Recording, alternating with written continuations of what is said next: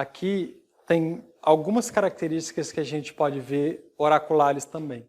E eu trouxe esse trecho especificamente porque na literatura e mesmo em registros de culturas antigas, não é incomum o oráculo, quem traz a voz, né, desse lugar que transcende essa realidade, ser representado aí pelas três bruxas, né?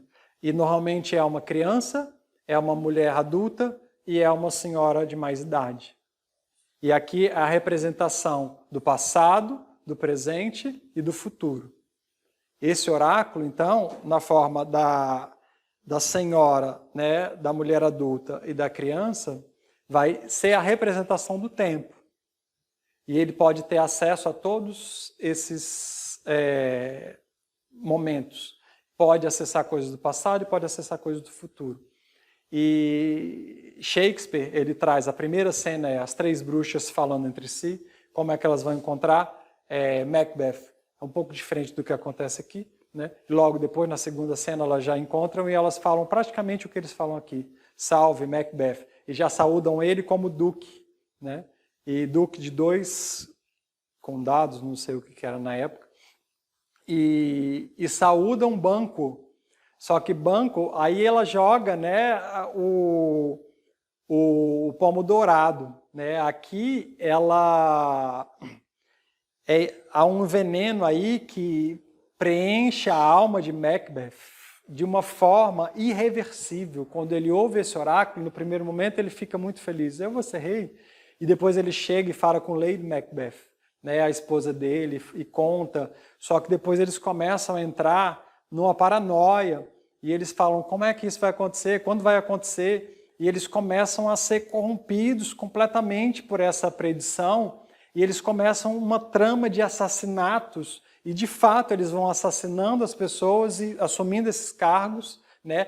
E a mulher dele enlouquece depois de um tempo, porque a mancha de sangue não sai da mão dela, né? Ela começa a ter essa alucinação que é irreversível. Esse reino dele não serve de nada, porque os filhos dele não vão ser reis. Os filhos do amigo, então ele manda matar o amigo, manda matar o filho do amigo. É uma tragédia grega, né? Só que shakespeariana.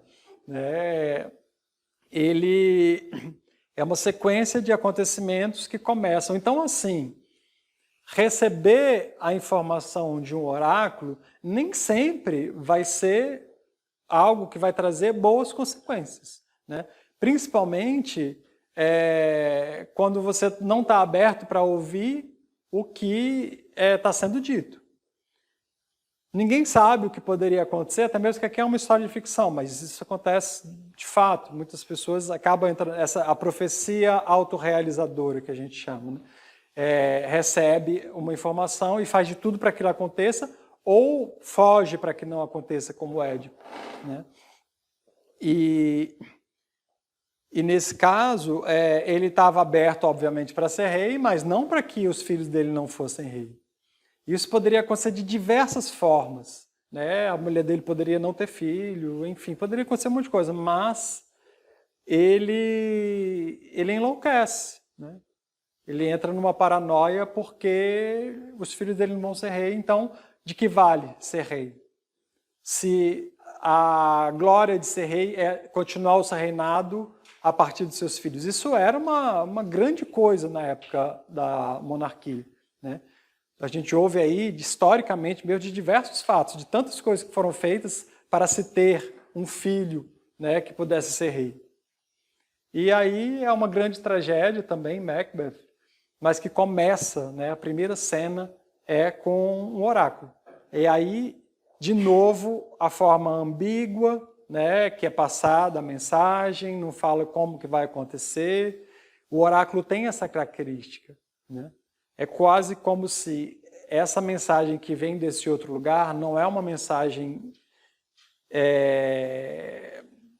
na linguagem que a gente está acostumado, né? A língua dos deuses, a língua dos anjos, a língua das entidades, a língua do que quer que seja que você acredite, não é a mesma língua nossa. Então é preciso que haja um entendimento que não seja também com o pensamento racional. O Jung vai bater muito nessa tecla quando ele fala do I Ching, que eu vou trazer daqui a pouco, né? E o Jung fala que nós somos dotados de uma faculdade que ele chama de intuição, e que todo mundo tem. Só que algumas pessoas são muito intuitivas. E aí ele vai dizer que é do tipo psicológico dessa pessoa, ele é um tipo intuição, né? Esses não têm muita dificuldade, problema até para entender essas coisas que eu estou falando. Mas tem outros, né? O tipo sensação, por exemplo, que se for muito unilateral, que é muito preto no branco, São Tomé, né? Tem que ser tudo muito esclarecido, muito provado. Esse daí ele não vai conseguir entender as mensagens do oráculo nunca. Ele vai querer, não, fala aí, fala em detalhes, né? Como é que vai acontecer, quando, o que eu faço.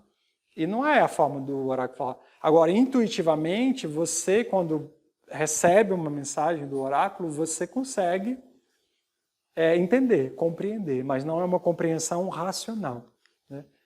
Como Jung diz, exige meditação e reflexão sobre aquilo. E aqui eu falo de tarô. Tarô hoje, né, já passando, vocês percebem que eu estou seguindo uma ordem cronológica, assim, né, desde o Sumério, dos mais antigos oráculos, passando pelos helenos, passando pelos urubás, né, os vikings, agora a gente chega nos tempos modernos e a gente tem a taromancia. Alguns também usam o termo tarologia e existe uma diferença entre esses dois, né? O tarô é um deck de cartas que dizem até que surgiu a partir do jogo, né? E que foi adquirindo essas características muito particulares e que depois se diferenciou, né? Mas ele tem muita do jogo de cartas normal. Vai ter aí 4 naipes, vai ter de ais, né, até as figuras da corte, de cada um dos naipes, e vai ter 22 arcanos maiores. Então ele estende-se, né, para além do jogo de cartas nesse sentido. Tem 22 arcanos maiores e cada carta dessas é atribuída um valor. A gente tem os naipes de ouros, representam o material, a riqueza, o dinheiro, as finanças. O naipe de copas representa o emocional, né, os sentimentos, as relações. O naipe de espadas representa o mental, como que eu me relaciono nesse sentido, né, na função pensamento que o Jung fala. E o naipe de paus representa o espiritual, representando as grandes 4 esferas do ser humano. A plenitude do ser humano, então, seria quaternário. O Jung fala muito disso, e ele traz diversas referências em Aion, um livro bem complexo, né? Não aconselho para iniciantes, mas quem já conhece bem Jung, já tem uma boa leitura, pega Aion, ali você vai ver ele falar do quaternário, né? Como que o 4, por que o 4, desde a cultura hermética, né, do corpus hermeticum, atribuído a Hermes Trismegisto, fala por que o 4 é o número perfeito, né, e por que ele é a representação de Deus. Inclusive na Cabala, né, do judaísmo antigo, que traz Yod, Vé, Vav, Vé, né, Javé, Yavé, Jeová, são nomes de Deus. São nomes de Deus que não são um nome próprio. Na verdade, é um código, né, um código hebraico, que é o número 4, representando aí essa faculdade quaternária da divindade. E então os 4 naipes vão representar isso, cada número, né, o ais vai representar uma plenitude muito grande daquilo, cada número vai representar aí a característica numerológica relacionada a esse aspecto, e eu não vou me alongar aqui, que senão seria, né, um curso de meses. E depois você chega nas figuras da corte, que vão representar aí muitas vezes pessoas na vida da pessoa, que pode aparecer ou não, ou características suas, dependendo de como é que o jogo aparece, né? E você vai ter os arcanos maiores do tarô, que vão ser padrões arquetípicos mais bem definidos, né? Na palestra que eu dou da Jornada do Herói, os arcanos maiores do tarô, eu falo sobre cada um desses arcanos, né? Mas não dá tempo da gente falar aqui também. Só para vocês entenderem mais ou menos como é que funciona a estrutura, E como é que funciona? O que é? Qual a diferença de taromancia para tarologia? Logos, né? Conhecimento, estudo, vem do grego. E tarô vem do que foi atribuído a esse jogo de cartas, né? Então, tarologia é o estudo, simplesmente, do tarô. Eu, particularmente, pratico a tarologia. Eu estudo desde 1998 o tarô. Tenho diversos decks de tarô, tenho diversos livros de tarô, sempre que sai um novo eu compro, mas eu não jogo tarô, né? Eu não tenho essa habilidade nem esse interesse de tornar isso algo profissional, né? Eu jogo para mim, né? Eu tiro quando eu intuo, mas enfim, eu faço esse estudo particular. Agora, quem faz a taromancia é aquela pessoa, né, que vai se colocar aí nesse lugar de oráculo e através da faculdade intuitiva ler a sorte do consulente. E aqui não tem mais necessariamente uma crença espiritual. Aqui é um momento, e aí eu já estou falando de uma consulta de tarô moderno, e é claro que alguém pode falar, mas eu conheço um tarô que ele disse que tem um guia aqui do lado e ele que fica falando as mensagens para mim. Pode ter, mas não é o padrão, né? O padrão hoje é que essa resposta vai vir, claro, através do estudo da pessoa e do conhecimento das cartas, mas também da intuição que ela traz. Eu, como estudante de tarô, e já fui, né, me consultar com alguns tarólogos, eu sei que o que eles falam não está nas cartas, porque eu conheço o significado das cartas, eu sei que eles falam muito além das cartas, né? E falam coisas que fazem muito sentido. Agora, aí a gente vem com essa pergunta, da onde vem isso? É de entidade? É de espírito? É de divindade? É do quê? Não tem mais isso. E não se fala mais muito sobre isso hoje, né? Só se entende que é assim. Agora, o Jung, ele queria entender por que isso acontece. Como é um fenômeno isso. Como que alguém pode, através de alguns objetos, que ele não fala só do tarô, né? Ele fala do I Ching, fala de diversas outras práticas mânticas, como que a pessoa pode abstrair tanta informação? Se é sabido, muitas vezes, pelo estudioso, que aquelas informações não estão só naquilo, né? Que essa pessoa vai muito além. E aí, daqui a pouco, na parte de psicologia analítica, eu vou trazer a teoria do Jung, né? Que particularmente também é a que eu compartilho. Né?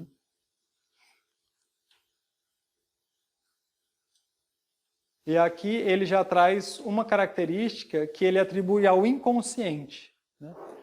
Parte do inconsciente consiste, portanto, de uma profusão de pensamentos, imagens e impressões provisoriamente ocultos e que, apesar de terem sido perdidos, continuam a influenciar nossas mentes conscientes.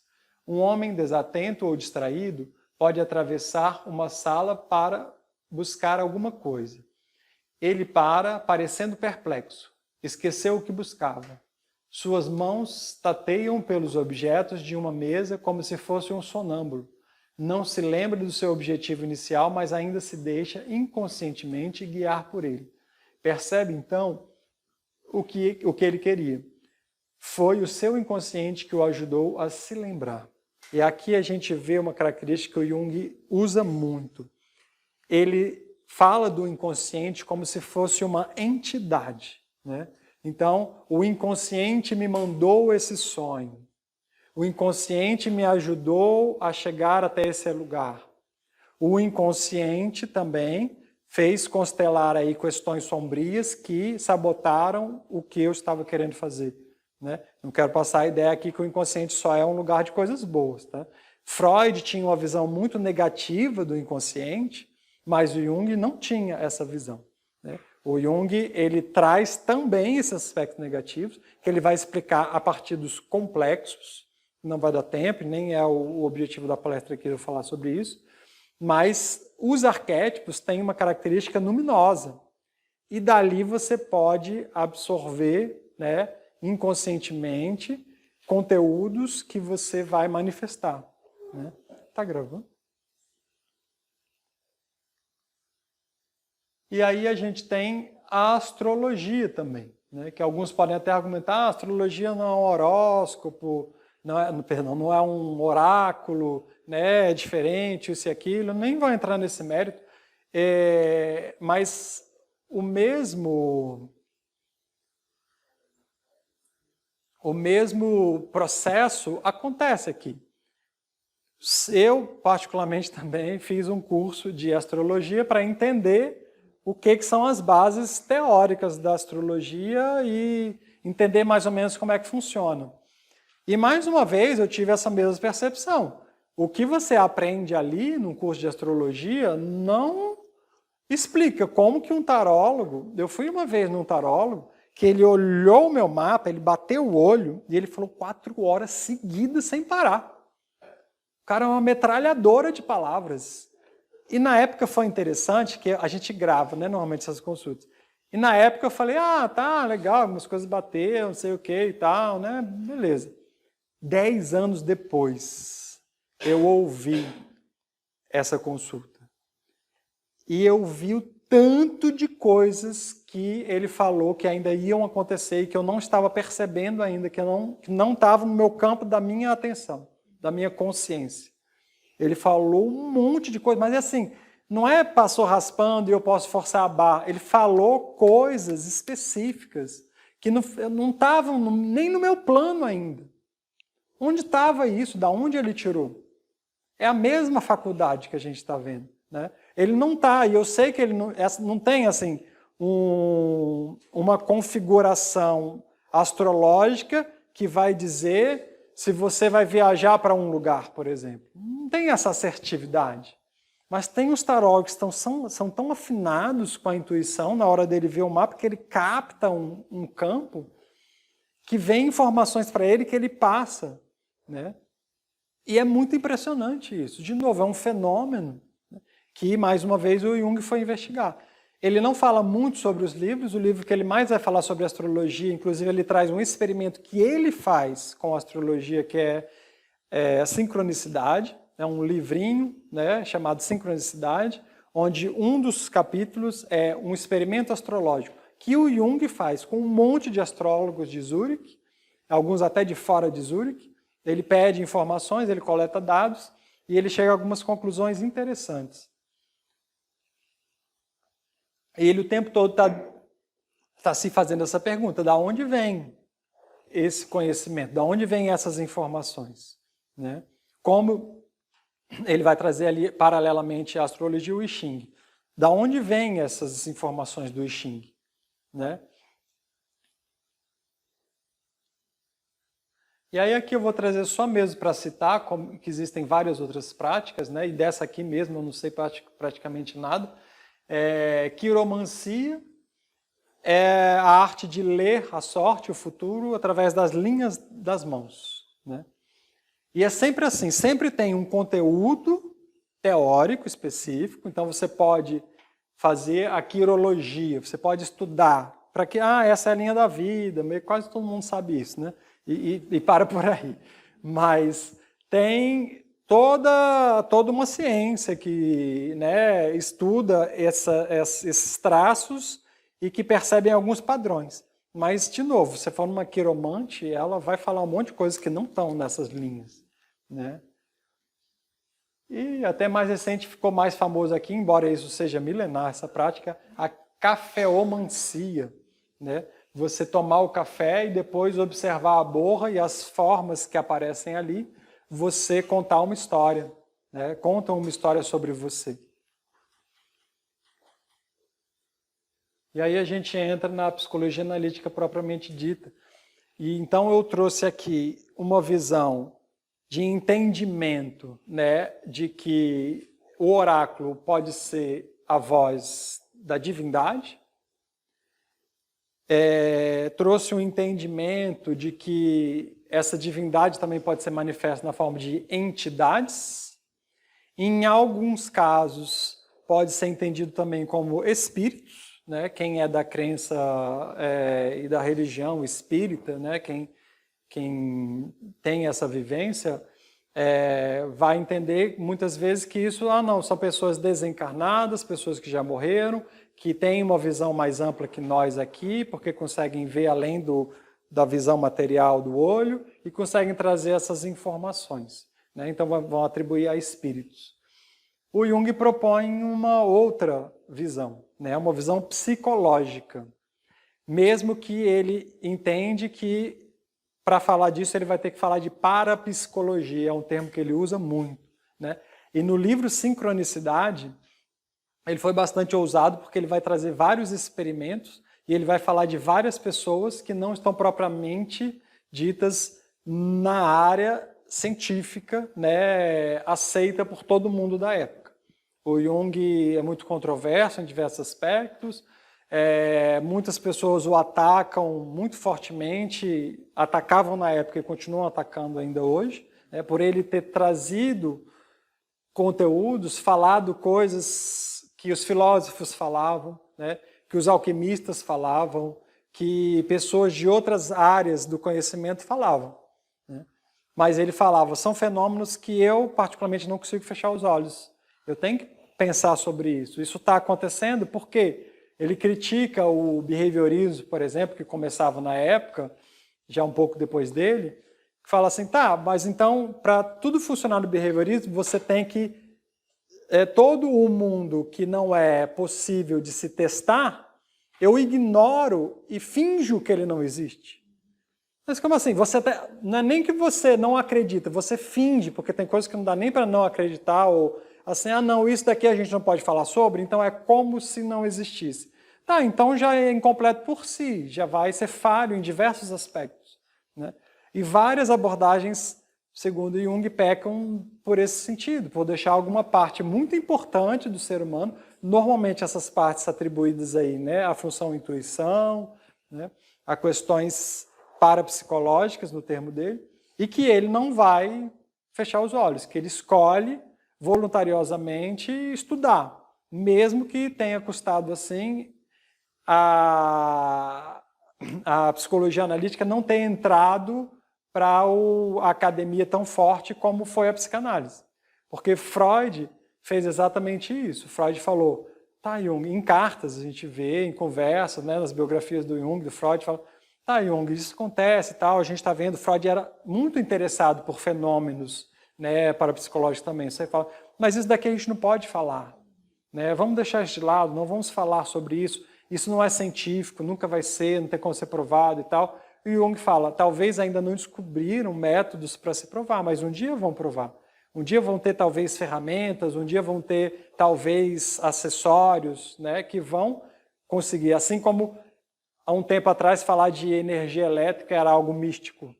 E o Tesla provou que era algo que dava para ser desenvolvido, né, e trouxe tantos benefícios. A gente está utilizando algo aqui agora para dar essa palestra que um dia já foi acreditado que era coisa de viagem, de maluco, de misticismo. Então, assim, para Jung, ele não podia fechar os olhos para tudo isso, né? E aí ele traz alguns conceitos, né? Ele traz o conceito de ego, que está relacionado à consciência, a parte que eu conheço de mim mesmo, que eu posso falar sobre mim mesmo, ali estão as personas, né? Existe uma parte inconsciente no ego, mas o ego opera através da consciência, né? Nós enxergamos o mundo, interagimos com o mundo e desenvolvemos formas de reagir e agir no mundo. Isso é o ego.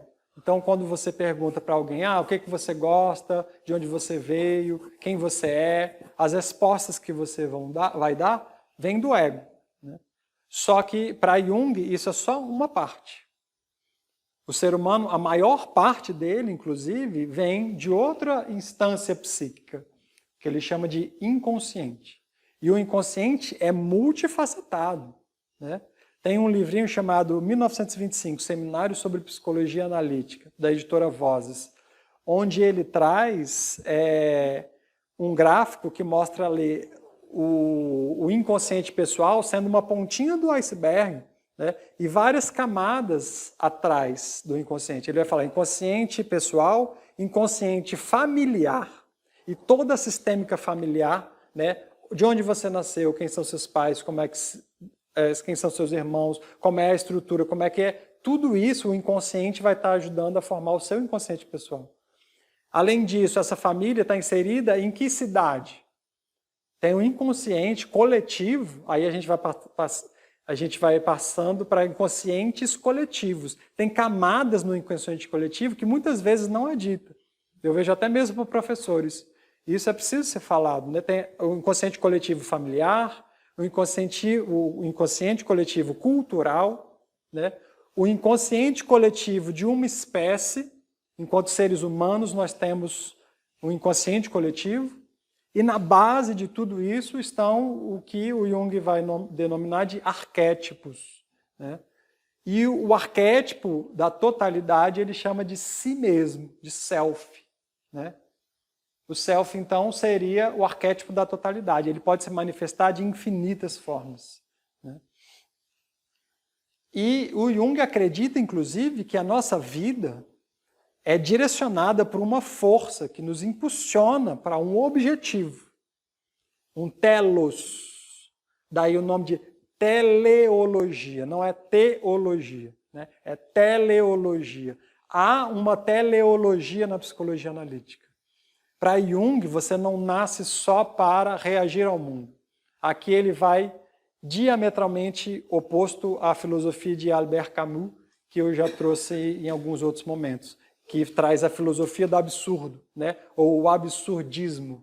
Né? O absurdismo de Albert Camus fala que o homem é sem sentido, que tudo acontece ao acaso e que nós somos só um fruto desse grande caos que é, né, a vida sem sentido. É claro que ele vai falar um monte de coisas, vai trazer aí, né, a peste, o estrangeiro, o mito de Sísifo, em vários livros ele vai organizar esses pensamentos. Não é algo tão simplório como eu estou colocando aqui. Mas, em última instância, a base dele é isso, não tem sentido na vida. A última palestra que eu dei aqui foi sobre a busca do sentido. E está gravada no YouTube. Quem não veio, quem tiver interesse, pode dar uma olhadinha lá. Eu falo bastante de linhas filosóficas, né, e complementa bastante do que eu estou falando aqui hoje. Então, nesse sentido, o processo de individuação, para Jung, é esse objetivo que a vida nos coloca, né, traz. Só que não é uma teleologia geral, generalista, porque se a gente for olhar assim, a filosofia cristã, ela é teleológica também, né? É como se Deus quisesse, de alguma forma, né, e você tem que seguir os dogmas, os tabus e tal, para você chegar a um paraíso. E todo mundo vai chegar a um paraíso, ou deveria querer, ou se não, vai passar por aprovação, vai passar por um inferno ou purgatório, para depois chegar a esse paraíso. A teleologia cristã, ela é genérica, serve para qualquer um. A teleologia da psicologia analítica junguiana, ela é individual. Onde eu nasci, qual é o meu mito pessoal, né? Qual é a minha genealogia, como eu fui formado, de onde vêm os meus valores, tudo isso vai dar uma característica muito particular para a minha vida. E, para Jung, os eventos que vão acontecer na minha vida vão ter relação com esse meu propósito, né? Com muitas coisas que vão muito além da minha consciência, dos objetivos que eu quero atingir na vida.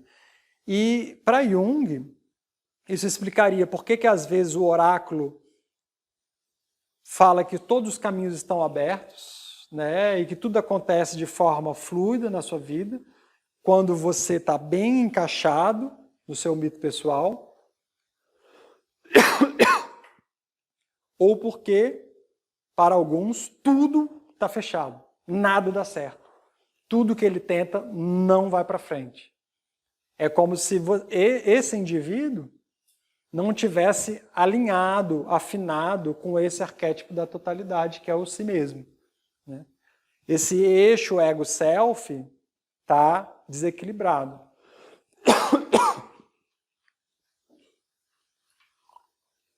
Então, para Jung, todo mundo está no processo de individuação e que é intensificado no meio da vida. O que alguns junguianos chamam de metanoia, embora esse não seja um termo do próprio Jung, né? Nesse meio da vida, isso é intensificado. A vida começa a te cobrar com mais veemência que você se ajuste para o seu caminho. Né? Começa a ficar menos tolerante, vamos dizer assim, para alguns desvios, né? E que pode custar até a sua vida se você se negar a se submeter, vamos dizer assim. Para o Jung, o ego ele tem que aprender-se a ser submisso ao self, mas não submisso dessa forma de se humilhar, é de simplesmente aceitar. Né? Aceitar quem você é, de onde você veio e aceitar como as coisas estão sendo colocadas na sua vida. Grosso modo, a gente pode traçar um paralelo com a ideia de amor fati do Nietzsche, né? De uma aceitação incondicional de quem você é, de um deixar de lutar contra as questões na sua vida. Né?